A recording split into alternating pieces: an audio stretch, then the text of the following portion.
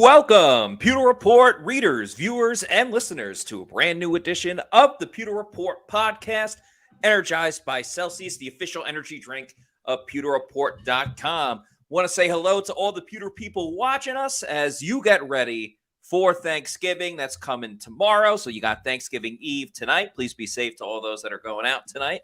But in the meantime, we are going to be previewing the Tampa Bay Bucs game, Indianapolis Colts. I think a lot of these games are must win at this point, so that goes without saying.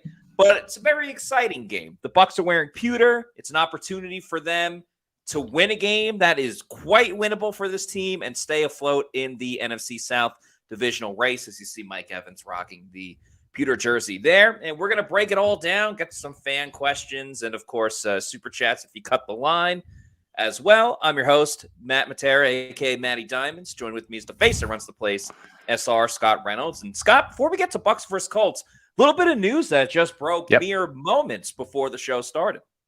Yeah, we've got some news that Raheem Jarrett, Bucs rookie receiver, is suffered an injury and is going to go in injured reserve. Not sure if that's going to be the short-term injured reserve or if it's season-ending. Trying to get some information on that as we go live here. My guess is Ryan Miller going to be called up from the practice squad.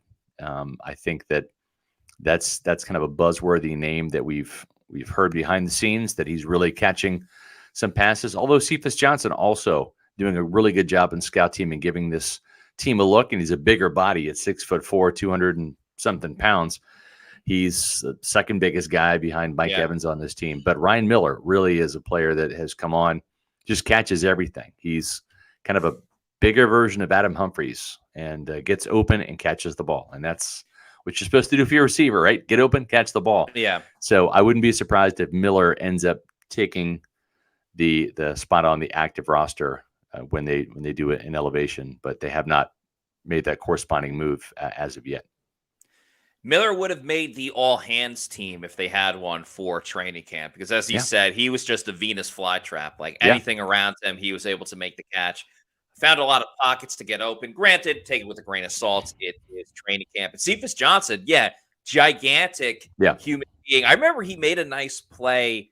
It was during the joint training camp practice with the Jets and with the Jets, but it's actually the next day when they went to the Giants facility. So it was against a Bucs player, and I remember it was just a deep ball down the field, and he's like, "Oh, I'm tall. I'm just going to put my arms up and make the catch down the field." He's a big dude. We see him walk through the locker room, and he's a big guy. I mean, he's definitely got some size. He's a gigantic guy for sure. And it sucks to see for Raheem Jarrett. We'll find out how long he's going to be out for. But, he had the biggest play in terms of yard-wise against the San Francisco 49ers, made one reception for about 41 yards, if my memory serves me correctly. So, it's been I know Trey Palmer gets the majority of the quote-unquote wide receiver 3 snaps, averaging around 70 to 80% snaps per game. But it really has been a wide receiver 3 by committee, whether it's Trey Palmer making a couple of plays. Devin Tompkins obviously is utilized like a Swiss Army knife between special teams and end arounds and making some plays at wide receiver and also not making some plays in the end zone as well. And Jarrett was in the mix as well, too. So how much of an impact will this wide receiver be who gets called up if we think it's going to be Ryan Miller or Cephas Johnson? I don't think it's going to make too much of a difference to the game plan with what Dave Canales wants to do, but it's certainly something to take note of for this upcoming game. Well, and Trey Palmer really has been getting the vast majority of reps at wide receiver 3 throughout the entire season, really since week 1.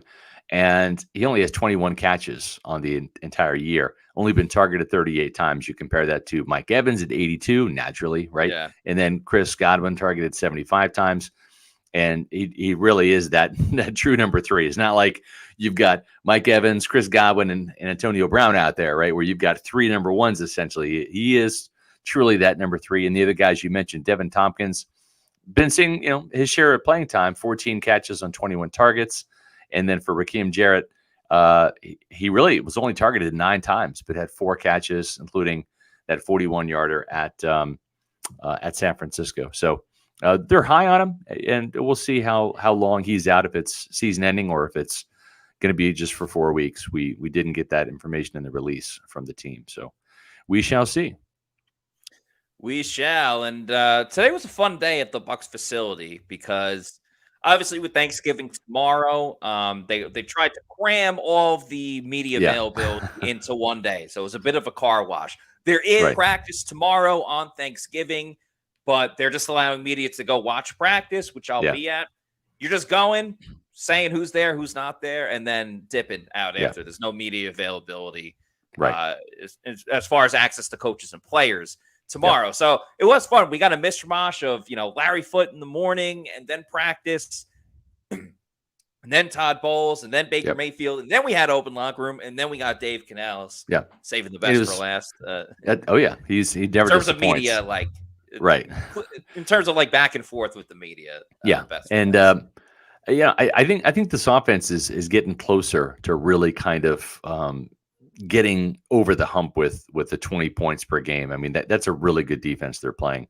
And there were some self-inflicted wounds there, but there's going to be some opportunities against this Colts defense, I think. The interesting thing about the Colts is they're towards the bottom of the league when it comes to points allowed on defense. I think they're averaging 24.8 points allowed, and they're scoring 24 points on offense per game. And they're 5-5, right? I mean, that says it all right there. When you're scoring 24 and you're allowing 24, 5-5 feels right. And that's exactly where the Colts are right now. But it's been a tale of 2 seasons for the Colts, because early on they lost to Jacksonville at home. The interesting thing is they've only won 1 game at Lucas Oil Field, right? 1 game at home, and that was against Tennessee. They beat the Titans 23-16.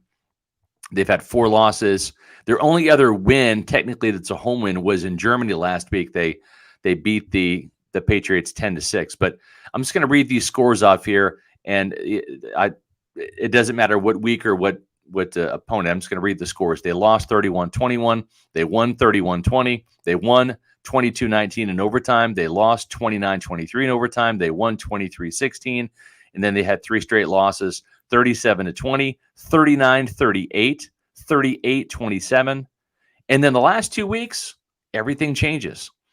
This Colts offense that has been lighting teams up or putting points on the board screeches to a halt these last 2 games. They beat the Carolina Panthers at Carolina 27-13, but there were 2 pick sixes by Kenny Moore, the defensive back. So you take those 27 points, 14 were scored by the defense. That means 13 scored by the offense.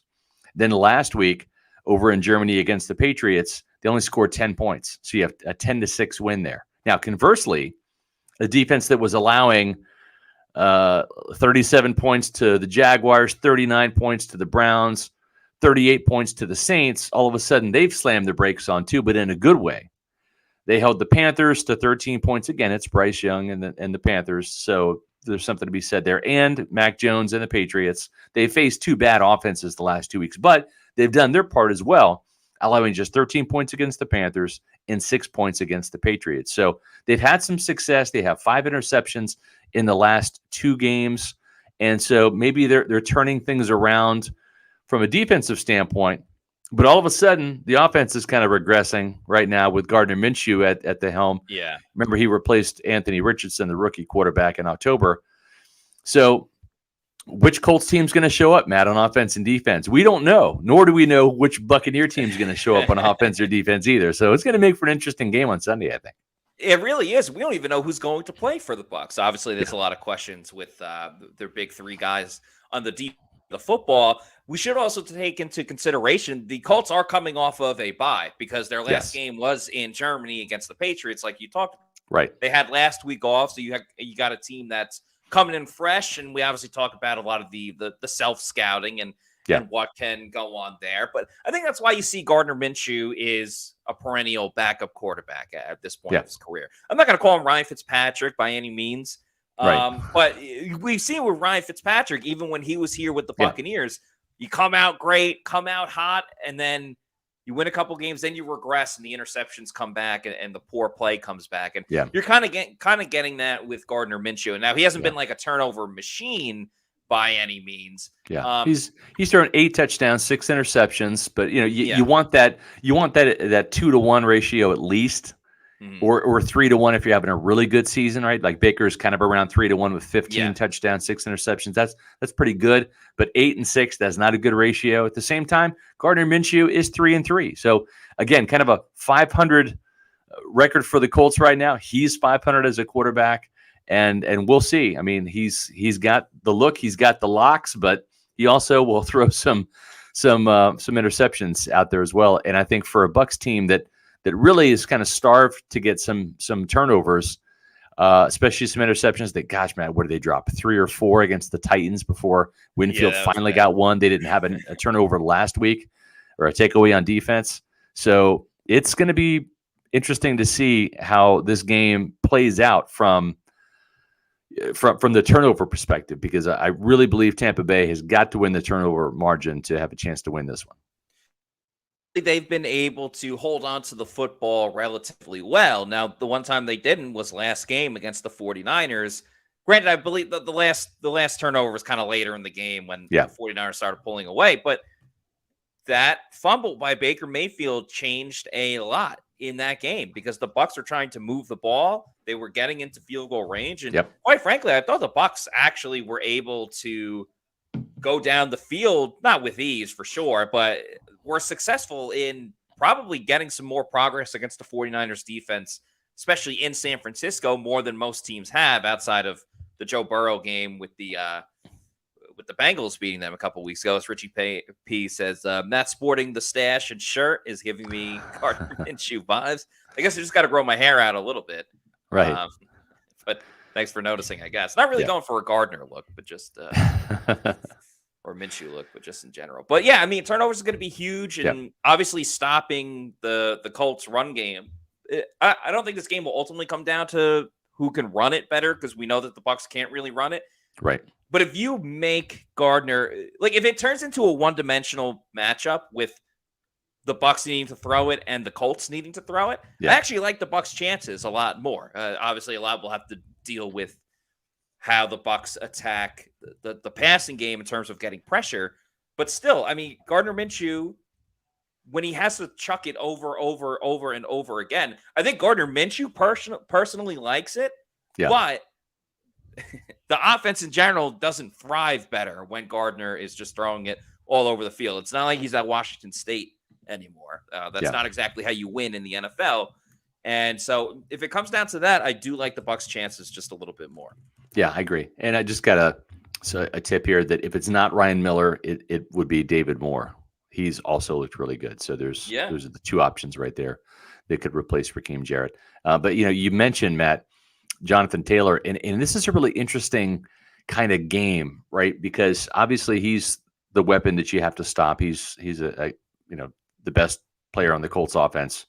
I think everyone can agree to that. But I wonder if Todd Bowles is going to be in kind of no man's land. And he kind of talked about this today a little bit when I asked the question, because it's kind of like a whack-a-mole type thing, right? It's like you want to protect your weakness, which is a very young secondary, right? And let's face it, Todd Bowles all but said today that Levante David, Jamel Dean, and Carlton Davis probably are not going to play in this game. They didn't practice today. I think that it would probably take a little bit of a miracle for even one of those guys to play. So the anticipation that those three is going to be out, I think that's going to become the realization. I mean, we talked to Servassier Dennis today in the media availability, and we talked to Josh Hayes today, both rookies.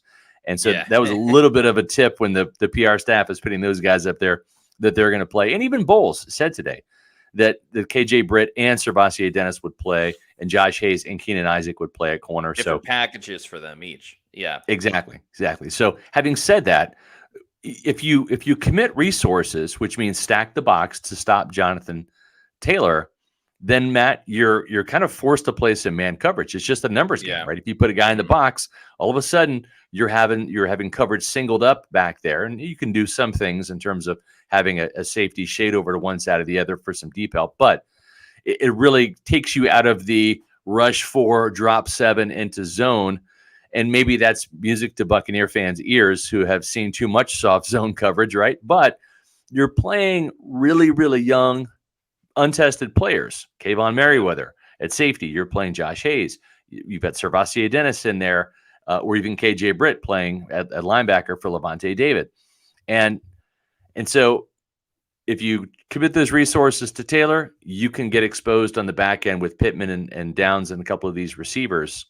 But if you don't stop Jonathan Taylor, then all of a sudden, Gardner Minshew is doing those play action passes, and now the Colts can keep you guessing and keep you on your toes because they can run or pass, right? So I think Todd Bowles is going to have to really cross his fingers, trust the young guys in the back, and make sure that they kind of stop Jonathan Taylor in the running game. Your thoughts? Yeah, I'll give my opinion on this in a second. Just want to get to this video of Todd Bowles talking about the injuries to Levante and company. And I know Levante was there. It looked like a light practice. Can you tell us who was able to go or where those guys stand right now? If it was a game today, probably Levante, Devin, and Dean, I would say wouldn't have played. And we'll see how the week goes with their injuries. And so that being said, if I know some of the young guys got to play last week, but you've got KJ, you obviously got Servassier. So do they both play? Which one steps in? They both will play. We have different packages where they both will play where it's not too much on their plate. Yeah, we've seen the Bucs run stopping defense kind of be up and down this season. I think they've been better as of late. Last week was a little tough with Christian McCaffrey, but I'm going to give the Bucs a bit of a break. Like it's Christian McCaffrey, it's the 49ers offense, which is one of the best in the league, one of the best offensive lines in the league. But yeah, I mean, it's definitely something to worry about if you're going to have Servassier Dennis or KJ Britt starting in there with all the pitfalls of Devin White, especially stopping the run and even more especially trying to get off of blocks, which is one of the biggest issues that he has as an inside linebacker. So more than anything else, forget about the rookies just playing man-to-man or putting rookies in these situations. Right. You're going to be crossing your fingers for Vita Vea to have another great game, for Kalijah Cansey to get some more TFLs. Right. Even a guy like Joe Tryanchenko, who we bashed on this show as of late, does a pretty solid job in stopping the run. Yeah. Now, does that mean Agreed. he should get more playing time than Yaya? No, not necessarily, but we don't have to open up that can of worms again because we have talked about it a fair amount. Now, as Callie Buck says, Devin White and David could miss the game. Yeah, that's interesting because I just heard that replay. And, of course, we were there live for that press conference. But I could have sworn live he said Davis, Dean, and David. But he actually said Devin. Yeah, so actually the injury report just came out. We might as well get into it since Todd did. So we'll start with the Bucs, obviously. Levante David did not practice groin. Carlton Davis hip limited in participation. Jamel Dean ankle foot did not participate. Chris Godwin knee elbow limited. Robert Hainsey knee limited. Ryan Neal thumb fully participated. Devin White foot did not participate. Yeah. And then Tristan Wirfs ankle full participation. So practice today was indoors because it was raining for those that maybe aren't in Tampa in the moment. But it was essentially a walkthrough. There was no helmets, no shoulder pads, except for Jake Camarda. Shout out Jake Camarda, pulling a Johnny football from his pro day. So they're just wearing T-shirts. So like Devin was out there. He was in a T-shirt, but that doesn't mean that he actually practiced. Now, is it a good thing if Devin doesn't play this week and it's KJ Britt and Servassier Dennis? Now, to get back to your point about if the Bucs have to play more man because they got to stack the box and everything.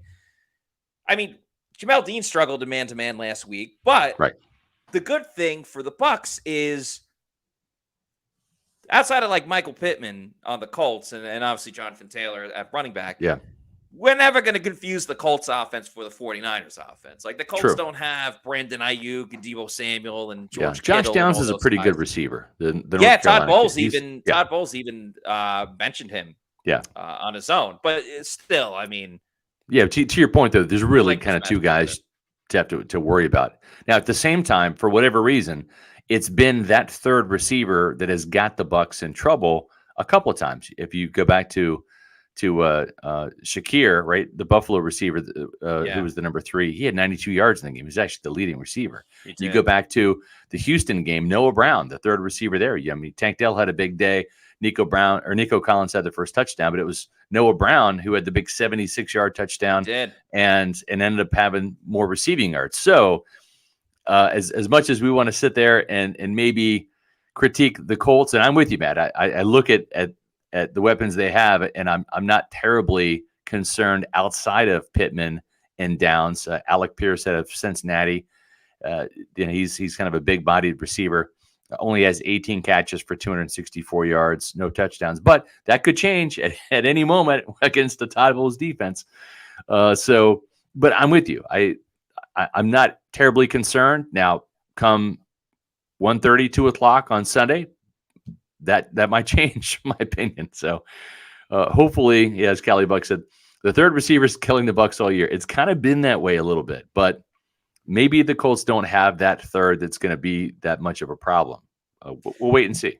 Yeah. Now, I'm curious to get your opinion on this, Scott, because I was thinking about this the other day. I was thinking about it this morning, and we have talked about how the Bucs offense is getting better. It is trending in the right direction, but I'm not at the point where I'm going to say the Bucs are going to win because the offense balls out. And I know they did against the Texans, but I'm saying on like a consistent basis, the offense is putting up numbers and that's why they're winning.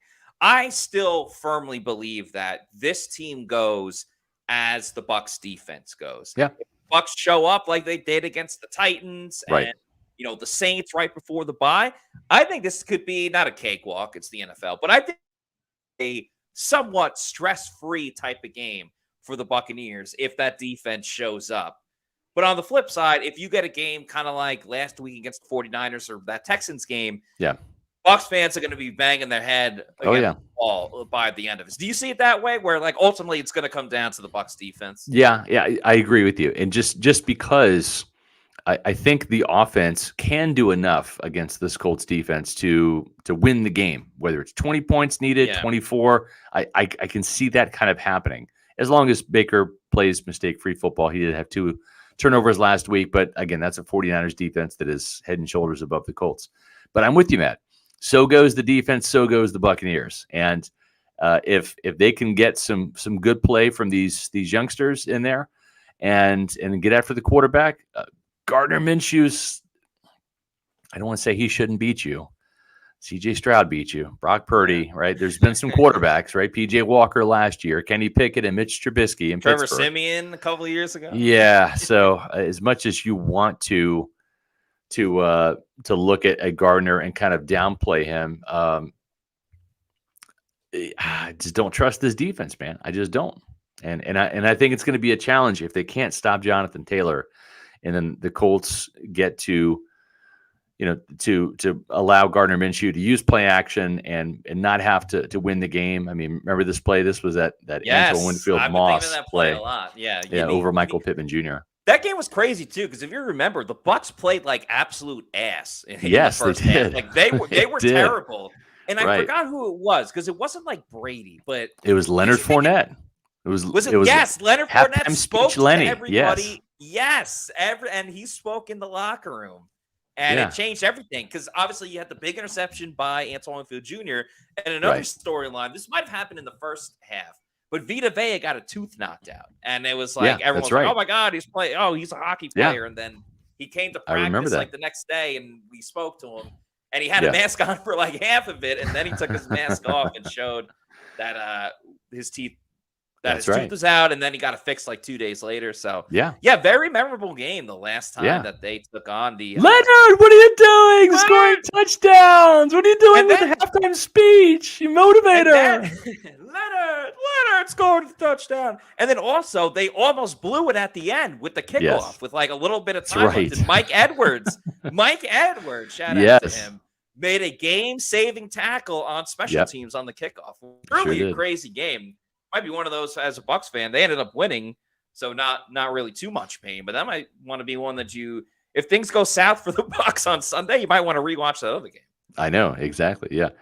Scott Jacks here with a comment. Guys, these rookies are going to want to impress. Expect them to fight for respect to the organization. Yeah, the thing is if you're a guy like I don't know, like say Josh Hayes, right? You've made some you've made some plays in special teams as a gunner, and now that you got thrown into the action against the 49ers for the very end of that game, and you made a couple tackles. I think he finished with 3 tackles, including he and Servassier Dennis had a 4th down stop on Christian McCaffrey.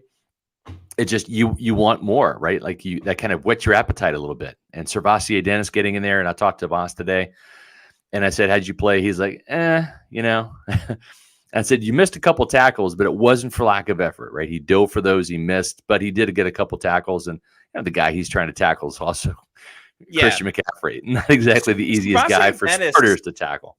Yeah, Servassier Dennis, from what we've learned early on with him, is that he's pretty open and honest about his self-scouting and what he thinks of himself. Because I remember we were talking to him after the first preseason game that he played in, and he was like, "Yeah, I wasn't good in that game," or whichever was the first game he was able to play because he was dealing with an injury. But it's funny you mentioned Josh Hayes, and because we spoke to him today as well, and he had talked about, because he had been training like both as a corner and a safety, and he said he felt more comfortable as a corner out there, which was interesting to see. So sounds like that Todd Bowles will kind of keep him in that same role if he has to be utilized for this game. We'll see. I mean, Ian Rappaport had that report earlier today that Jamel Dean's going to be week to week, but if Dean didn't even practice today, week to week doesn't guarantee that he's going to play by any means. So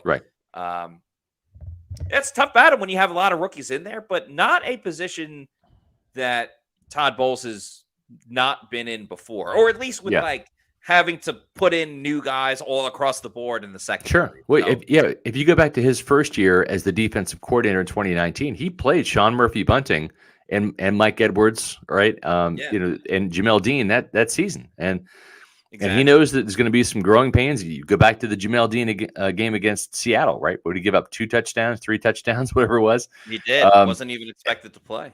Yeah, and so that comes with the territory. At the same time, during the Super Bowl year, he starts Antoine Winfield at safety in his first game against Drew Brees, right? And in the 2020 season opener. So Todd Bowles is not afraid to play rookies as long as you're good and you've earned the coach's trust by knowing the plays. And it's different out there when all of a sudden they snap the ball, right? And now it's not practice anymore. Now it's live bullets, and you're out there in the battlefield that we call the gridiron, and stuff can go sideways sometimes. But they like this rookie class. They like some of these players, and we've already seen some guys like Elijah Cansey and Yaya Diaby show up on defense, and we'll see how Servassier Dennis does and Josh Hayes, as well as Keenan Isaacs, who's a very big cornerback, 6'1", 6'2". We appreciate the super chat here from Kelly Dwight Fields. Thank you, Kelly Dwight Fields, for the $1.99 super chat, who says rookies playing is a good thing to see. For Keenan Isaac, he was a guy in training camp, very interesting player, intriguing player to watch for sure, because he has really good size. He's very lanky, kind of like a Jamel Dean. And he was pretty boom or bust in terms of, he made some plays. He made some nice plays, getting some interceptions. But there were times where there would be a deep shot to Mike Evans or Trey Palmer, whoever, and Keenan Isaac was ultimately the culprit in that situation. Now, with this defense that has struggled to take the ball away through the air, stripping the ball, no one's better than the Bucs. But in terms of interceptions, where they've struggled, we talked about the Titans game dropping 1,000 different interceptions in that game.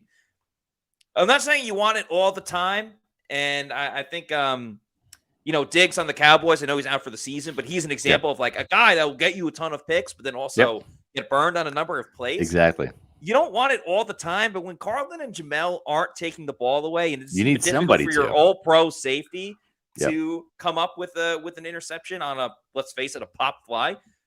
I don't hate the idea of putting a playmaker in there that has shown that he could take the ball away, at least in training camp. I get it. It's a completely different animal going into the regular season and playing those games, but it'll be a good test. If I had, listen, I'm not an NFL player. I played football back in high school. Right. That's about it. But if I was going to give advice to Keenan Isaac if he ends up playing in this game, I'd be like, hey, man, you want to calm the focused on the game?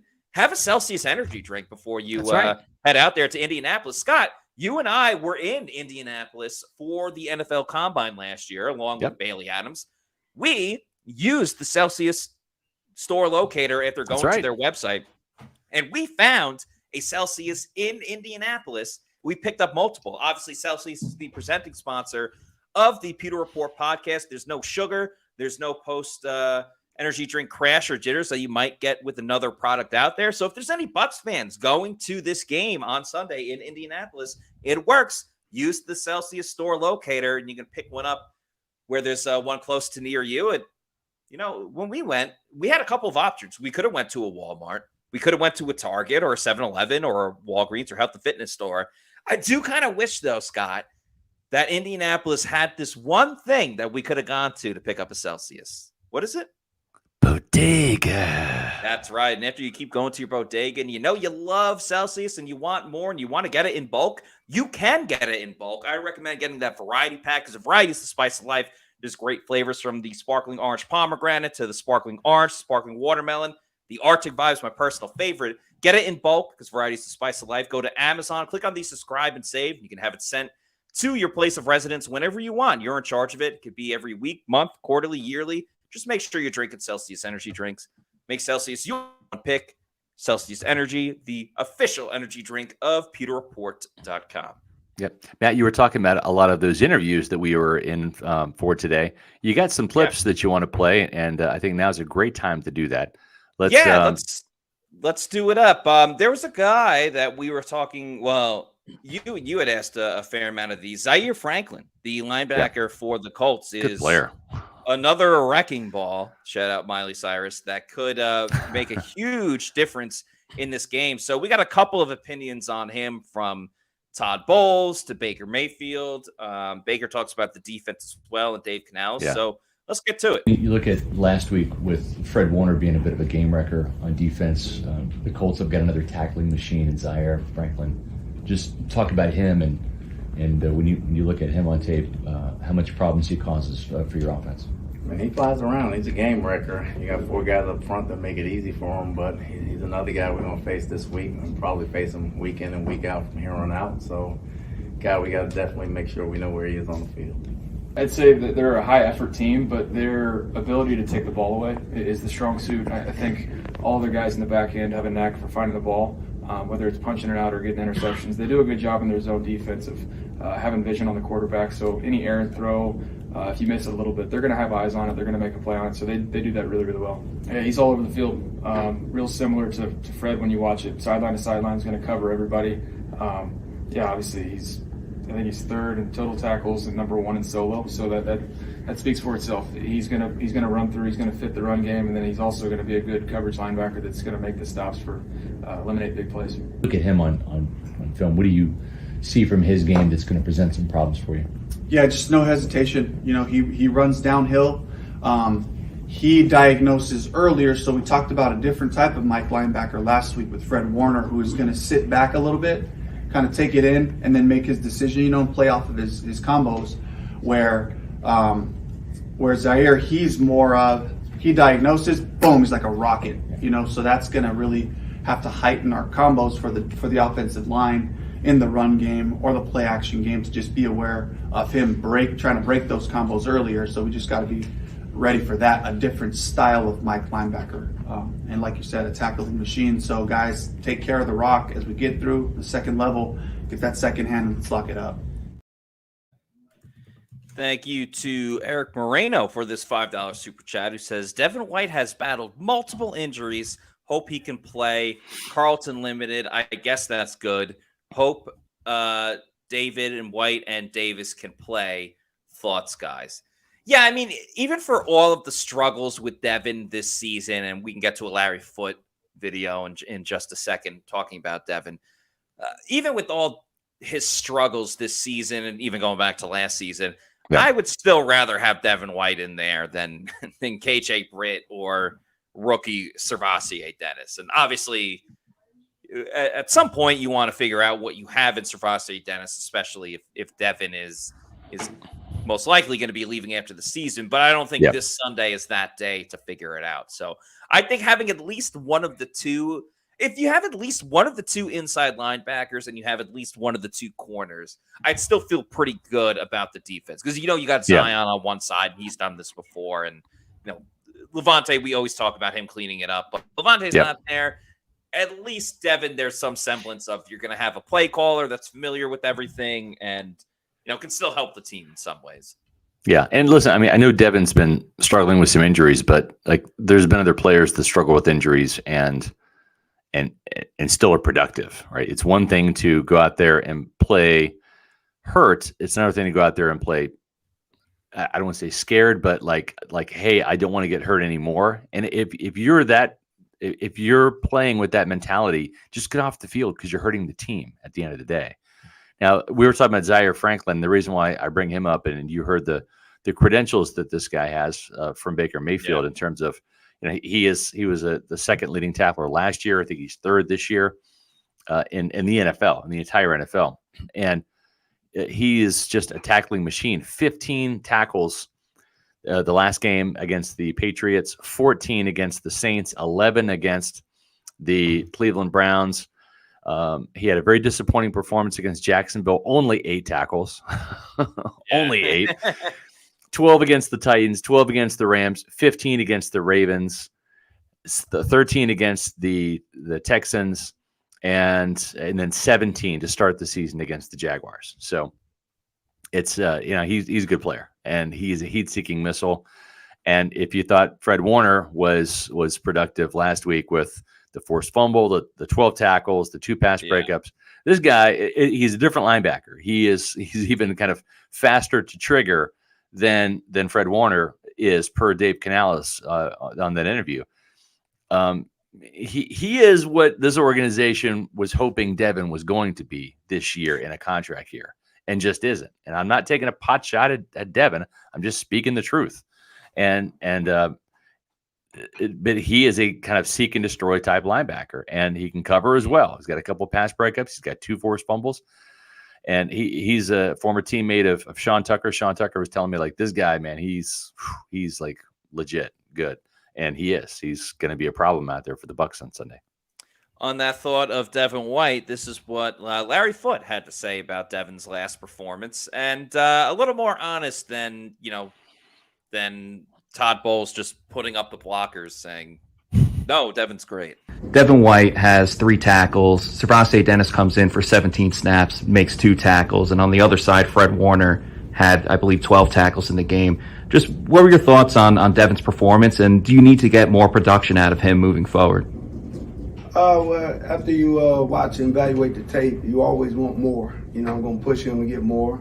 Wasn't one of his best games, but I always encourage him. As a linebacker, you want to make a high volume amount of tackles.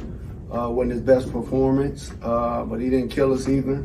Fred Warner, one of the best in the league. I think a lot of guys in this league are striving to be like him. And but yeah, want more from everybody. Want more. Yep, well, once more. I think that's a fair assessment, right? I mean, it just is. And the thing is, I think we who have covered Devin, and again, Pewter Report, I mean, back in 2019, we had 5 mock drafts. Devin was in 4 of them. I remember getting ridiculed in January when we came out with our first mock, and Buck fans were saying, there's no way they're going to draft an off-the-ball linebacker with the 5th overall pick. I mean, come on, that's terrible value. Yet they did. I still remember. And you know what? And I'm just, real quick, we put in Josh Allen. After we put in Devin the first 2, we said, let's go with Josh Allen, edge rusher from Kentucky, just to mix it up, to okay, in case Devin's not the guy. Then we went back to Devin for the last 2, and we nailed it. I was super excited to get this guy because I think he was a great fit for Todd Bowles' defense, and he was in 2019. He was in 2020. And then his play just over these last 2 years has just kind of slid downhill, and it's disappointing to see. I was going to say, I still remember when Devin was about to run his 40-yard dash, and I believe it was you tweeted from the Pewter Report account and said, future Devin Buccaneer. White is about to run the 40-yard dash. It's just crazy, and you kind of already said it, but like what he was, especially in 2020. 2019 he's a rookie. You're still learning. Yeah. But like what he was in 2020 to what happened the following couple of seasons, especially 2022 and now. 2021 he was fine. And when the team's winning and you had double-digit wins and you win the NFC, it masks a lot of stuff. But yeah, it's truly one of the more aggravating falls from grace. Maybe not falls from grace. He's still okay. But yeah. The thing is, Matt, is when you're drafting a linebacker, an inside linebacker, an off-the-ball linebacker, as they call it, that high in the draft, he can't just be a guy that makes 8 tackles a game, right? You need to get impact plays from him. He needs to be a splashy player that's capable of being a Fred Warner, of being a Roquan Smith type, a game wrecker, right? A Zaire Franklin, right? Who was not a first-round pick, but that was the expectation from Devin. You go and you look at the first year, and he only played 13 games because he had the injury. Remember, he hurt his knee, and I want to say the second game of the season at Carolina, and then had the COVID issue in 2020, and so he missed a game there. But his rookie season, he had 91 tackles, only played and missed 3 games, 91 tackles, 2.5 sacks, 3 forced fumbles, 4 fumble recoveries, right? Had an interception, and then had 3 passes defensed. And I think he had, in 2019, he scored 2 touchdowns, right? He had 2 scoop and scores from 2 of those fumble recoveries. Yeah. 2020, 140 tackles, 9 sacks, forced fumble recovery, and then of course had a plays galore in the postseason. The interception in the end zone in the Super Bowl, the interception, and the fumble recovery against Drew Brees. 4 pass breakups. 2021 comes, 128 tackles, 3.5 sacks, and 3 pass breakups. Didn't have any fumbles or whatever, but then just started to kind of slide down. And even last year wasn't bad. 124 tackles, 5.5 sacks, 2 forced fumbles, 3 fumble recoveries, 5 pass breakups. But you really started to kind of see the inconsistent play, the up and down, right? You didn't know what you were going to get. There was the Ravens game that was bad.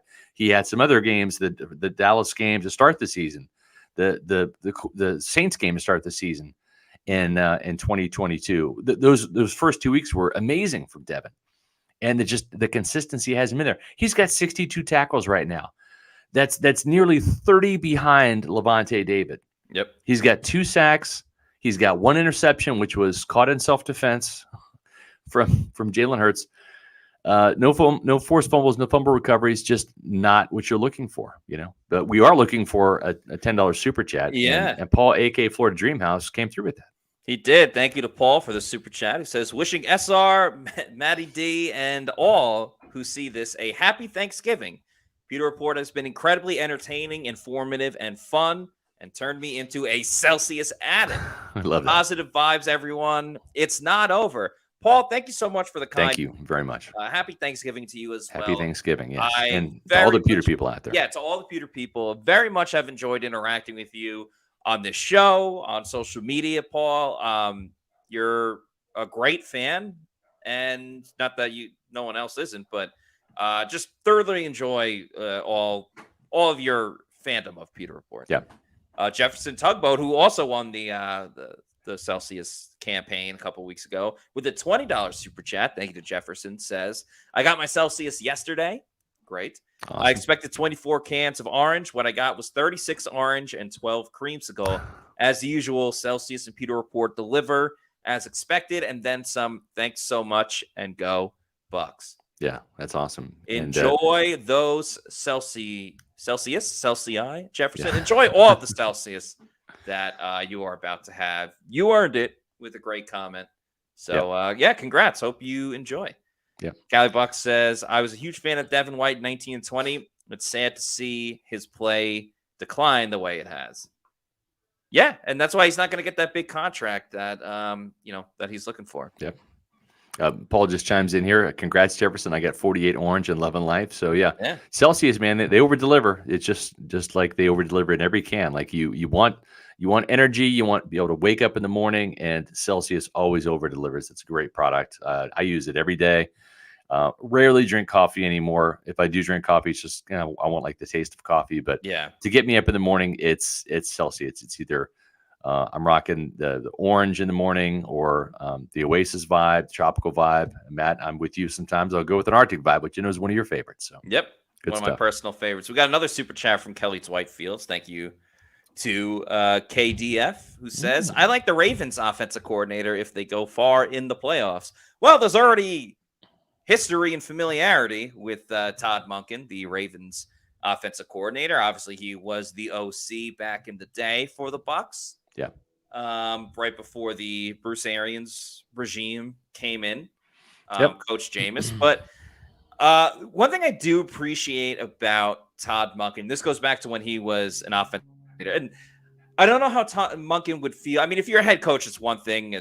You're becoming a head coach. But considering like what could happen with all the turnover this season, Todd Monken at times doesn't seem like he wants to be bothered with many things. And I think a good example of that was when he was the offensive coordinator of the Georgia Bulldogs, helped them win 2 straight national championships. They were like, oh, like, what's your relationship like with Kirby Smart? How's it grown? And he was just like, listen, if I'm doing well, like our relationship is fine. If I'm doing well, I'm going to stick around and everybody's happy. It doesn't really matter how close our relationship is. If I'm not doing well as an offensive coordinator, they're going to fire me and they're going to bring someone else in. You're right. I just thought he was like, enough with like all the side BS. Like, we're friends, but he says, everybody says, oh, it's a family. It's not a family. It's a business. It's a business. I'm here to call plays to help you win games. If I'm not doing my job, you're going to fire me. Like that's, you don't fire your family, but like you fire your coaches. And I love Todd Monken. I would, and it's a little too early because we'll see. The numbers are going to be what they are. Either Todd Bowles is going to win enough and stay or not and probably leave after this year. But I would be all in favor of having Todd Monken come back as the head coach. What he's good. It's all about winning. What I want you guys to win, we know it's Thanksgiving tomorrow. There's going to be football on, so you can make some bets for these football games over at mybookie.ag. You got 3 football games starting or coming up tomorrow, plus some college football as well, the Egg Bowl too. So a lot of great football on Thanksgiving. Skip the arguments with Uncle Dave on Thanksgiving and focus on what really matters: good food, boosted odds, and hitting those Turkey Day parlays. Picture this: not just watching games, but turning every second into a potential win. With MyBookie, you can stream the games and live bet them and turn any game day into a payday.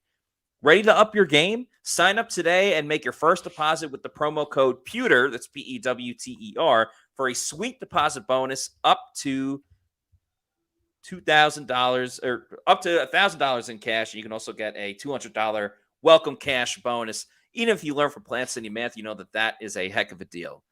That's promo code Pewter, PEWTER, to claim your bonus. This isn't just a promo code. It's your secret weapon to get the extra edge on the house. The best part is you don't even need to be a sports whiz to win at MyBookie. You can cash in on everything from politics to your favorite shows and then some. So bet anything, anytime, anywhere, only with mybookie.ag. Check out their online casino as well. So if you're into cards, blackjack, all that fun stuff, they have it over there at MyBookie. Yeah, that's good website. I use it religiously every week when I do my college and NFL picks. I cashed in big time last week. I got the 49ers -11 earlier in the week and cashed in on that. Sorry, Bucs fans, but if they're going to lose, I'm going to make some money. And also the Cowboys crushed it too. They beat the Panthers. It took that spread, and I won like 70 large last week. Man, I had a good week. Actually, that was just on Sunday. I did pretty good in college as well. So there is a really good MyBookie bet right now if you're a MyBookie customer, and why wouldn't you be? Sign up and play this.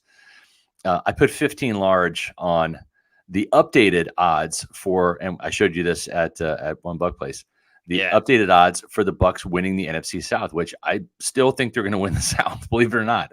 This game will determine it. If they lose against the Colts, I don't think they will, but I think there's a pretty decent chance that they beat the Colts, think that they have a shot.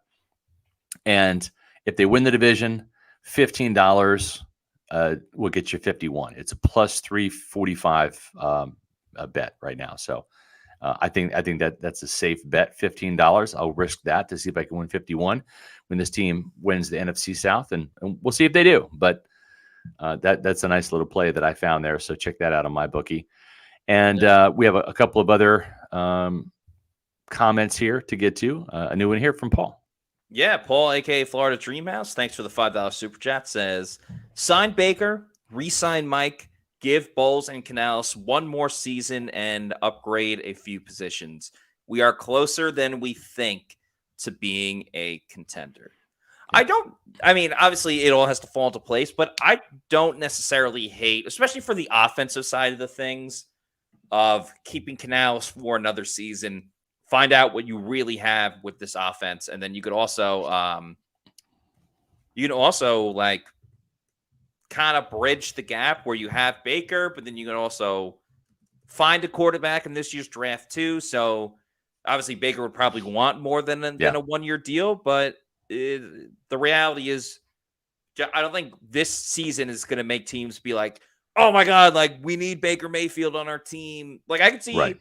I can see like a team like the Jets, for example, trying to right the wrongs of, oh, well, we didn't have a plan after Aaron Rodgers. Like I can see the Jets being like, man, Baker would be a sick backup quarterback if something happens to Aaron Rodgers. But I don't think Baker, the way he's playing, has been fine. I think he's a starter somewhere in the league next year. But he's not going to get that Geno Smith contract. Correct. I agree. Yep. Charbelli Live. I wonder if anyone even sees my comments. Yes, we got your comment right here. So, appreciate you being a part of today's show. Without Levante David, the team is not the same. We are full of injuries. Never know, though. This could turn into a godsend with the rookies. What do you think of that? That kind of goes right in line with this next comment here from Wade Butler. Pewter Report, do you think Servassier Dennis has higher potential than Devin White? Don't know, but I want to find out. I don't know. And I don't know if Josh Hayes, if he is just a special teams demon who can run down the field and cover kicks, or if he is a player that really can play cornerback. And I do know that the Josh Hayes, he's tied for the third most special teams tackles in the league. So he's having a hell of a rookie season from a special team standpoint. But as we saw with Ryan Smith years ago, Matt, like he was a special teams ace. But you put him out there at cornerback, and you're like, yikes. Yeah, I just don't know. We'll have to see. It's like Devin Hester's the greatest kick returner of all time, maybe outside of Deion Sanders. But Devin Hester is not – if he gets to the Hall of Fame, it's not because of what he did as a wide receiver. Yep, exactly.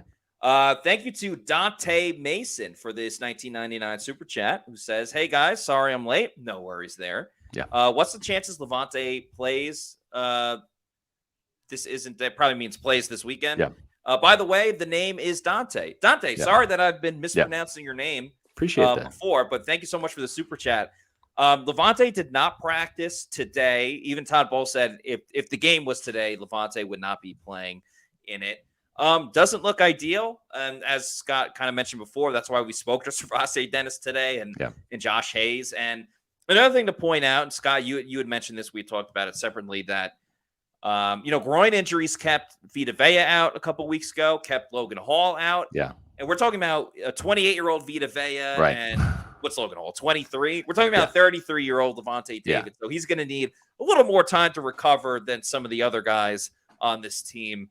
Would be a little, I'll just say it, it'd be surprising if Levante plays this week. Yeah, I agree. I don't think he plays. And at the same time, too, they're going to need him for the long haul. So you don't want to stick him out there and have him further that injury or re-aggravate it, right? So that's, I think if it costs Logan Hall a game and it costs Vita Vea a game and it's a groin injury, I would suspect that Levante will be out this week. We'll see, but we got another super chat to get to. Thank you to Easy the Great for the $5 super chat, who says we need 22-1, so Chase Edmonds and Rashad White in shotgun at the same time with Baker. Both are threats out of the backfield and could benefit the tight ends down the seam.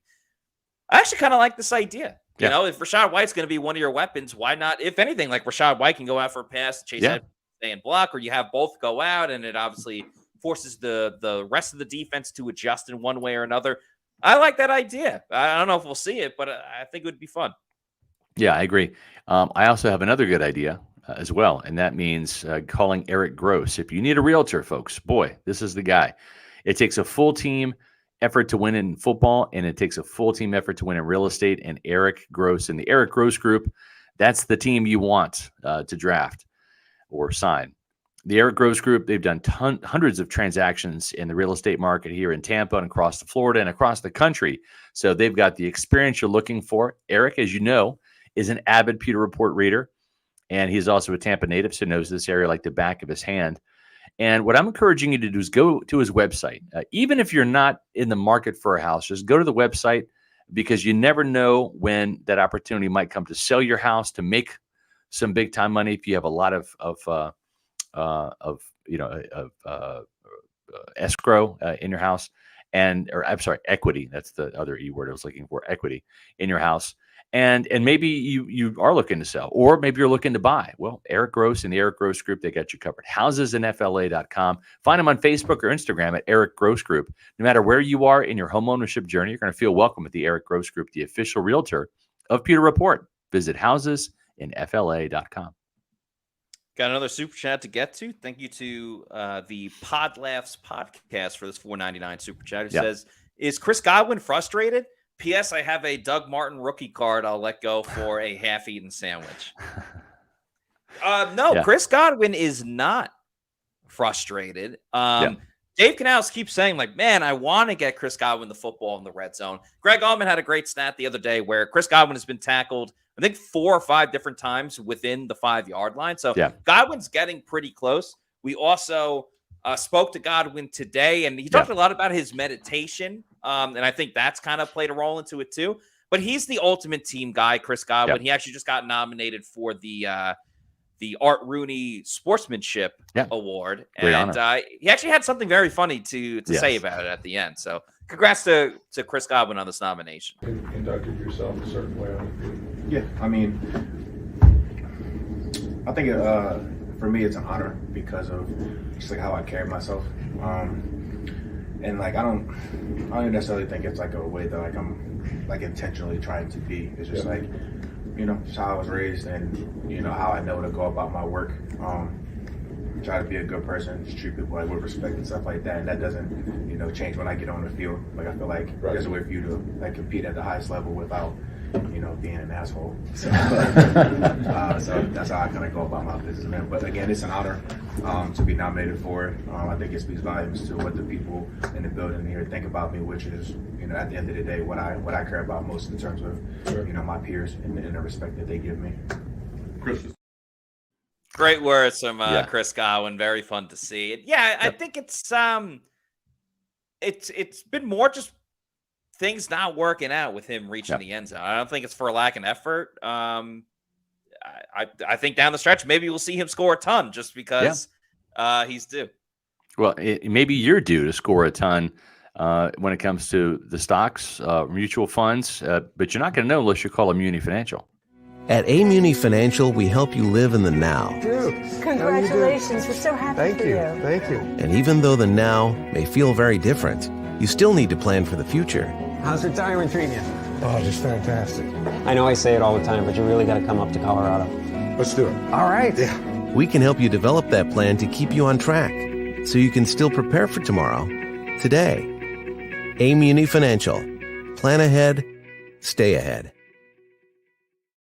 That's right. Managing your family's wealth means more to Muni Financial than simply allocating your assets. It means legacy planning, brokerage and advisory services, retirement accounts, college savings accounts for the kids, and insurance services. With 40 years of experience, let a Muni Financial help you plan ahead, and stay ahead.